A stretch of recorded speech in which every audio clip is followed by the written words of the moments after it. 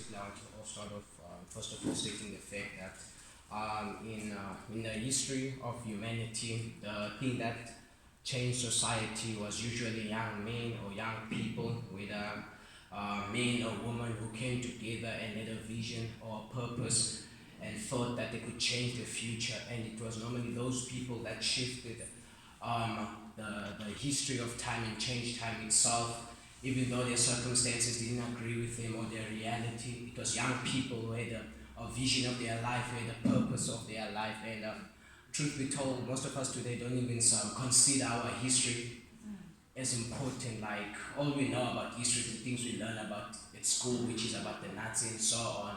And we don't understand the purpose of us learning history.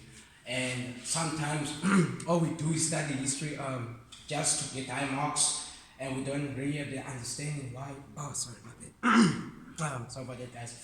We don't even understanding why. Oh Lord. So guys, it's like I can't. Okay, anyway. The thing is, we don't understand why we must learn those things. Basically, for me, when I did history myself, the only time I really liked history when I actually took time to consider and try to find a lesson in why we learn history. And for me, I would say, if you look back at our history and what Creole and all those guys did, I would say it should give you a purpose. It should give you the fire inside, a fire to ignite inside, that you want to do something more in your life than just to earn money, than just to, I think so, and just to pass or graduate at school, but it should give you a purpose to do something with your life. Somebody once said, it's not what you have in life, it's what you do with your life. And it's not how much you had in life, but how many souls you impacted in life. And some of us today, all we know is get up, go to school, make money, come back. I'm gonna have a wife, husband, and kids, and after that I'm gonna die. But there's more to life than that. And as young people, I'm telling you, if we together were to come together, no matter what religion you are, no matter what race you are, no matter where you're from, if we were to look at our social issues today, yes, apartheid is over, but most of the, I would say, the wounds that apartheid created are still there, because some of us are still hurting. And broken people can't raise up healed people, that's a fact. And most of our parents are still broken by that, and you might try to avoid the question itself, where it's like, is racism really over? Honestly, it's not really over, because people still hate each other, but you're keeping it inside, and that's a dangerous thing, because there's gonna come a point in your life when that's gonna erupt, and the way it comes out, that's how another apartheid starts. Just because it's not in law, it's not institutionalized, doesn't mean it's over. It's still there down there. People even heal from that.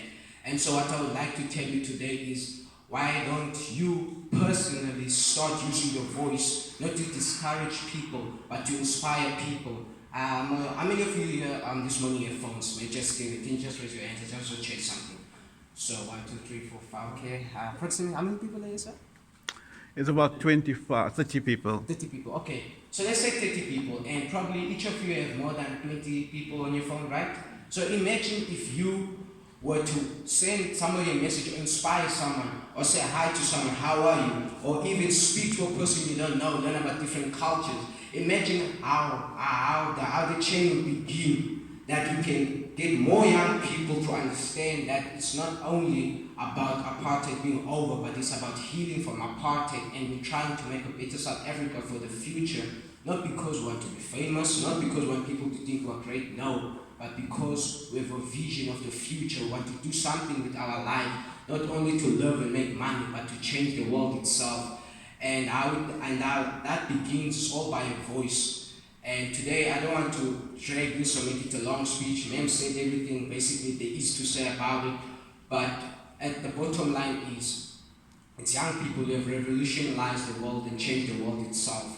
And it doesn't matter if you're shy. And I know today most of us are shy because not a lot of people are on social media like us and so on and so on. It's not about that.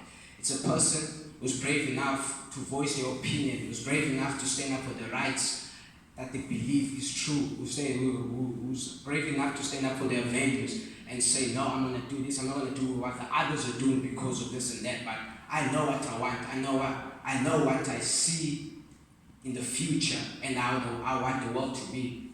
And most of us today, the thing that's said is we have become so used to doing nothing because we think just because apartheid is over, there's nothing to do.